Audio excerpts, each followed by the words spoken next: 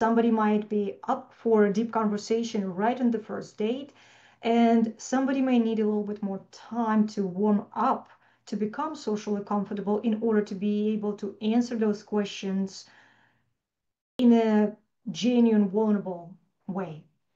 So the initial stage of dating should be, I would say, about 2-3 weeks. This 2-3 weeks is where you keep it 80-20. Okay, so this is your general rule of thumb. What do I mean by 80-20? It's 80% should be lighthearted, surface-like conversations, nothing super deep. However, about 20% of those conversations absolutely should be going deeper into the vulnerable spaces. I'll give you an example. So you talk about what you like to do in your free time. This is light. But then if you ask somebody, hey, you mentioned that you had been engaged before, right? And may I ask you why that engagement ended? What could you have done differently in that situation? This is deep.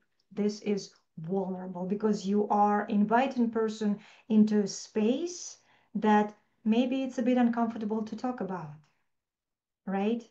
So 80-20, the general rule of thumb of when to ask these questions is around 2-3 weeks.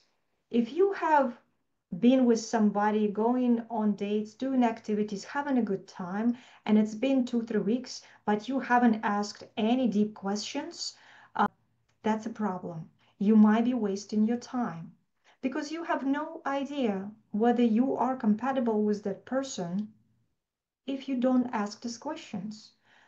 So often I hear people share with me, whether it's my clients or people that I just get a pleasure to talk to and meet at my events, and they tell me that, but it feels so good and we're having a good time, so we must be compatible.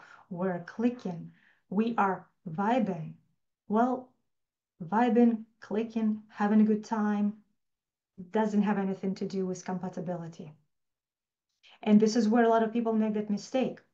Just because it feels good when you're spending time together at the initial connection, at the initial phase of the connection, that does not mean you are compatible.